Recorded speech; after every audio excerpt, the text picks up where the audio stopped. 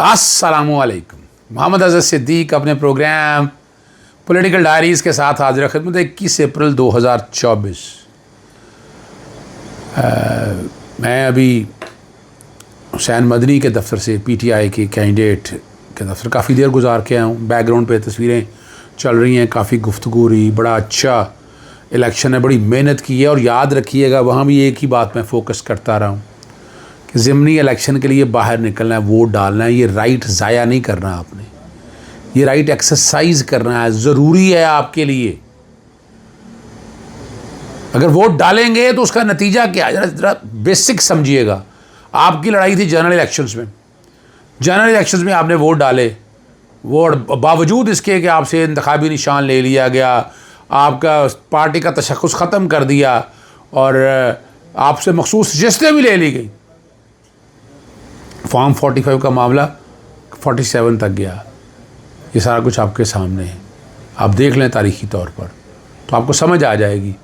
लेकिन ज़रा जुल्म समझिएगा कि वो फॉर्म 45 में घपले क्या हुए, वोट काटे गए, तब्दील किया गया।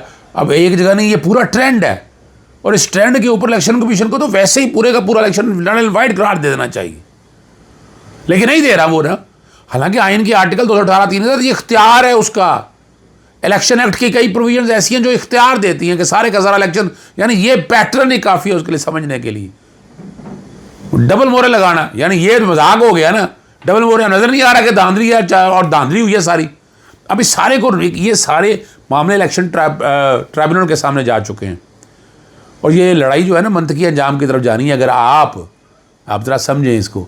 अगर आप ज़िमनी इलेक्शन में लड़े, पैरा पूरा दिया, फॉर्म 45 का पूरा पैरा दिया आपने, दस्तखत करके, तस्दीक करके, कोई पहले दस्तखत करके नहीं देना आपने, और फॉर्म 45 उसके मुताबिक आपने लिया, तो क्या होगा? अगर आप यहाँ मेरिट पे इलेक्शन कराने में कामयाब हो गए तो अल्टीमेटली उससे साबित होगा कि जो पीछे इलेक्शन हुआ है वो धांधला था। धांधला तो था, उसमें तो कोई दूसरी दो राय नहीं है। मैं नहीं समझता कि उसमें कोई और राय मौजूद होगी।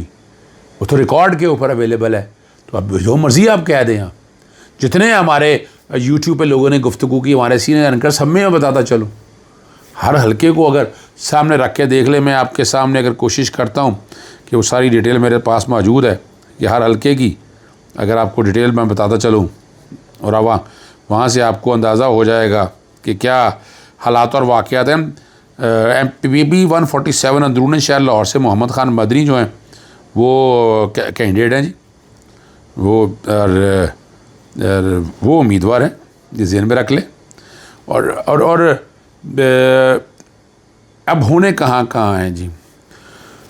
ज़िमनी इलेक्शन पंजाब के जो है ना जी, PP 22 अकीम निसार अहमद हैं, PP 32 से चौधरी परवेज़ लाई कैंडिडेट हैं, PP 36 से फ़याज़ चट्ठा हैं, PP 54 से फ़याज़ चट्ठा, और PP 93 से सिकंदर अहमद ख़ान, PP 139 से एजाज़ भट्टी। इन सब का इंतखाबी निशान घोड़ा है।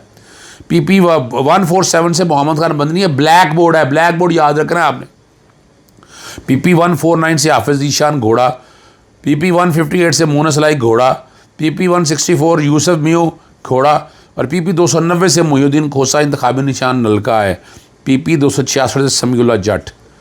ये 12 सीटें हैं, ठीक है ना जी।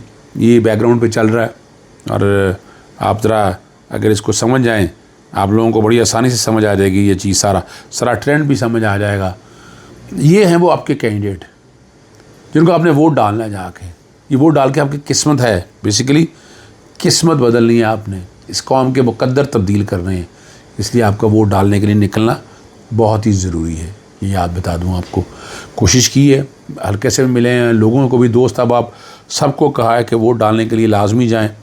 ये वोट मुकद्दर बदलेगा, ये वोट अमानत है आपकी, और वोट से पीछे नहीं हटना। दूसरा जो है फॉर्म 47 का पैरा पूरा देना है आपने, खड़े रहना है वहाँ पर, पीछे नहीं हटना आपने, उस सारे काम से पीछे बिल्कुल नहीं हटना। और पीछे अगर आप हटेंगे तो फिर आप खुद सोच सकते हैं कि क्या बनेगा, क्या हालात होंगे, ठीक है। ये जो मैंने बात की, इसलिए आसानी के साथ आपके साथ एक चीज़ मैं सामने लगा दी है मैंने, आप समझ सकें।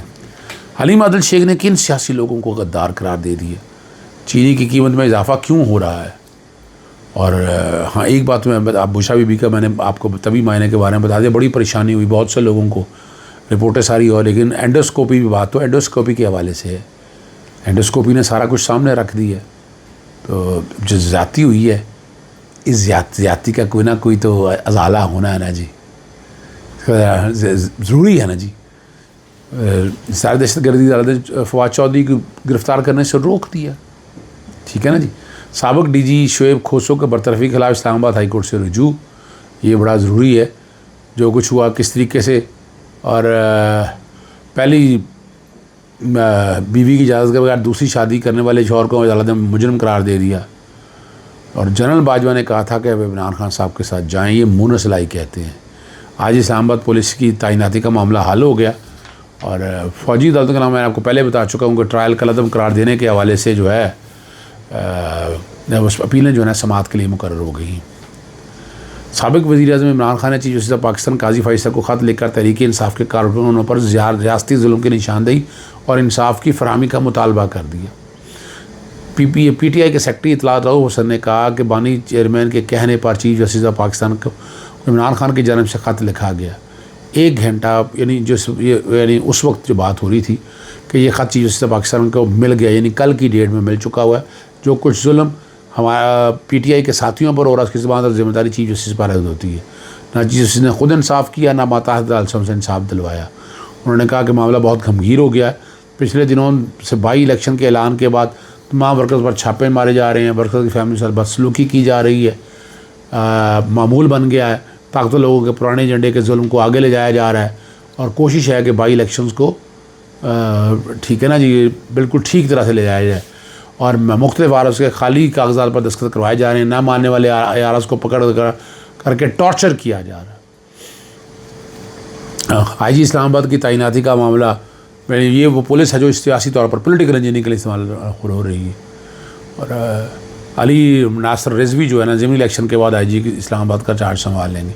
तो ये भी वही पूरा एजेंडा है, वही तयशुदा मकसद है कि वहाँ लगाना, और मर्ज़ी का लगाया गया है। और यहाँ मानी गई है नकवी की, मुहसिन नकवी की मानी गई है। और पुलिस राय का कहना है कि अली नासर नज़वी को DIG ऑपरेशन से जल्द रिलीव कर दिया जाएगा। और नए DIG ऑपरेशन जो है राना अयाज सलीम आ गए, उनके ख़िलाफ़ बहुत कुछ चीज़ें हैं। और फैसल कामरान के नाम पर गौर शुरू कर दिया है। और ज़राए का कहना है कि शहजाद बुखारी और CP और रावलपिंडी खालिद हमदानी का नाम भी शामिल है। और इस्लामाबाद के तैनाती 3 DIGs अली नासर रिजवी से सीनियर है। अली नासर रिजवी की IG इस्लामाबाद का नोटिफिकेशन 30 मार्च को जारी किया गया था, ये अब रिकॉर्ड पे है। अब जो मोना सलाई ने एक जो बात की है कि जनरल बाजवा ने कहा था कि आप इमरान खान के साथ जाएं, ज़रा इसको देखने की ज़रूरत है। मेरे वालिद ने परवेज़ इलाही को कहा था कि मेरी ख्वाहिश है कि आप इमरान खान के साथ जाएँ, मैं वहीं मौजूद था। और मैंने कहा था अब तो बाजवा साहब ने कह दिया, अब कोई दूसरी चीज़ नहीं होनी चाहिए। ये पुरानी बातें हैं, नई बातों की बात करें आप। और मुंस ने बिल्कुल ठीक कहा। जनरल बाजवा साहब का किरदार तो अब सबके सामने कि जो रोल प्ले किया, आज हम इसको किस कॉन्टेक्स्ट पे भी ले जाना चाहे तो ये ज़रूरी है, ठीक है ना जी। और अली मादल शेख ने बड़ा खुल के सामने आके कहा है कि इमरान से इस्माइल, अली जैदी और असद उमर से मुतालिक हमारे यहाँ कोई बात नहीं होती। अगर ये गद्दारी ना करते तो बानी PTI आज जेल में ना होते। बहुत बड़ी बात कर दी उन्होंने कहा फ़िलहाल तो पार्टी में नो एंट्री है। और सिंध के सदर ने कहा कि 8 फरवरी की रात तक यही समझाया जा रहा था कि तहरीक इंसाफ ख़त्म हो गई। अब आम लोगों की बात को मैं करते हुए मैं चीनी की कीमतों के मुकर्रर के हवाले से अब इस मामले को मैं टेकअप करने लगा हूँ कि चीनी की कीमतें जो है ना, ये जो महंगी हो रही हैं, इसको चैलेंज कैसे करना है, रेगुलेट कैसे करना है।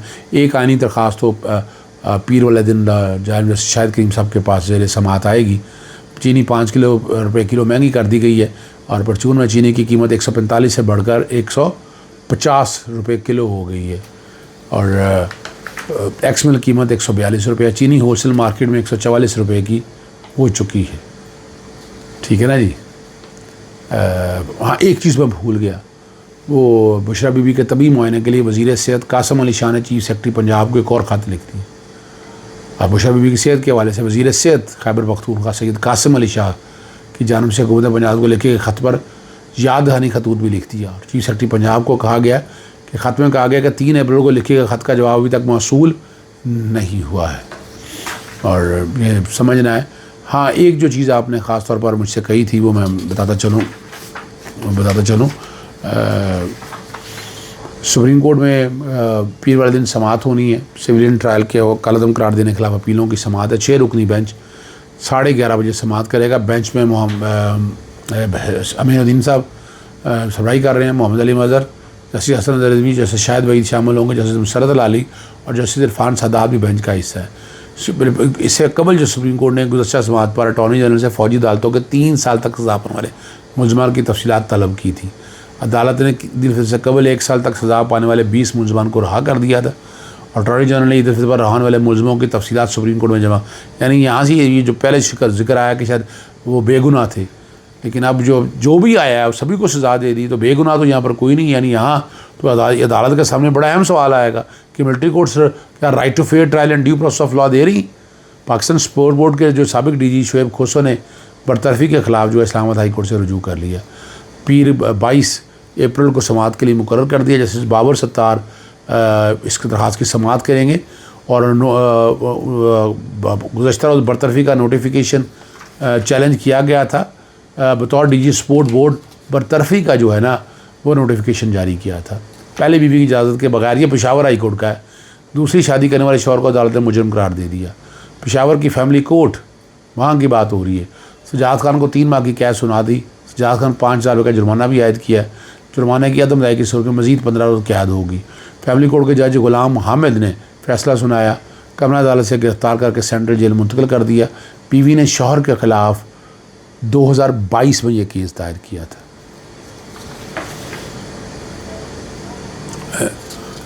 चीज़ें तो मैंने अब तक सारी रख दी हैं। मैंने कोशिश की है कि आप तक एक एक चीज़ और हालात और वाक़यात रख दूँ। PDM बहुत परेशान है, करता धरता भी बहुत परेशान है कि ये इलेक्शन जीत ना जाएं कहीं PTI।